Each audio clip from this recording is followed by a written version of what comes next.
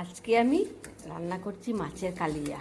তো প্রথমে আমি মাছটাকে হলুদ লবণ দিয়ে মেখে রাখলাম। এইবার আমি কড়াইতে তেল দিয়ে দিচ্ছি।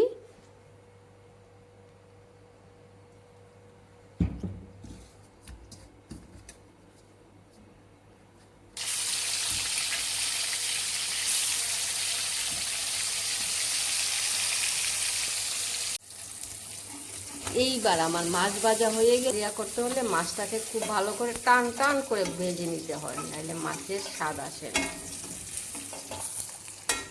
মাছের কালিয়া বানানো হলে যেটা প্রথম প্রয়োজন আমি ওইটাই দিয়ে দিচ্ছি। ফোড়ন হিসাবে গরম মশলা, লং, দারচিনি, তেজপাতা দিয়ে দিলাম।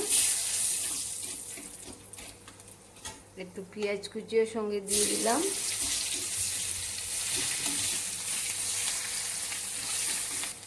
এটার মধ্যে আছে কাঁচা লঙ্কা 2-4টা, আদা আর পেঁয়াজ সঙ্গে 100 গ্রামই কুচি নিয়েছি।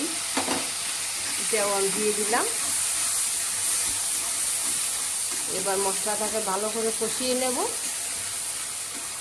তারপর আর এটার মধ্যে আমি একটু সঙ্গে লাল লঙ্কার গুঁড়ো দিয়ে দিয়েছি। যেহেতু মাছটা বেশি দিচ্ছি না, কারণ যেহেতু মাছটা মিষ্টি মিষ্টি হবে বলে।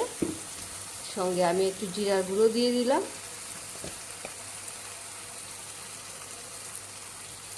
তারপর এটা খুব ভালো করে কষিয়ে নেব।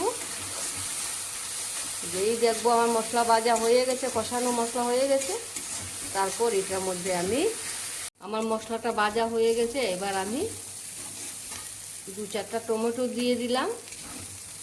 একটু জল নাড়িয়ে চাড়িয়ে একটু জলও দিয়ে দিলাম, যাতে মশলাটা আরও ভালো হয়ে মিক্সড হয়ে যায়। এবার আমি মাছগুলোকে দিয়ে দিচ্ছি। আমাদের মানুষ কম, যার জন্য আমি 3 টুকরা নিয়েছি। তোমরা ইচ্ছে হলে 10 টুকরাও নিতে পারবে। সেম প্রসেসে এবার আমার দইটাও দিয়ে দিলাম। আমি 1 ফোঁটা জলও দিয়ে দিলাম, যেহেতু আমার একটু হালকা হালকা ঝুল থাকতে লাগবে, যার জন্যে এটা আমি সঙ্গে একটু দই দিলাম, দইয়ের সঙ্গে একটু জলও দিয়ে দিলাম। আর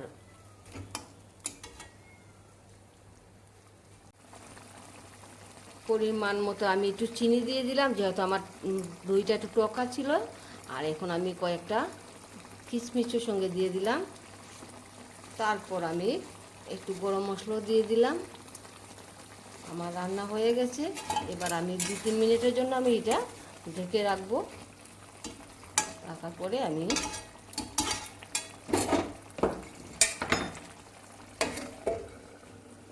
দেখতেই পাচ্ছ আমার মাছের কালিয়া হয়ে গেছে। এই যে দেখো দেখো কত তেল, দেখতে কত সুন্দর। তা তোমরা একবার তোমাদের ঘরে একবার ট্রাই করতেই পারো। আর যদি আমার ভিডিওটা ভালো লাগে একটা লাইক, একটা সাবস্ক্রাইব করিও। দেখা হবে পরের ভিডিওতে। নমস্কার।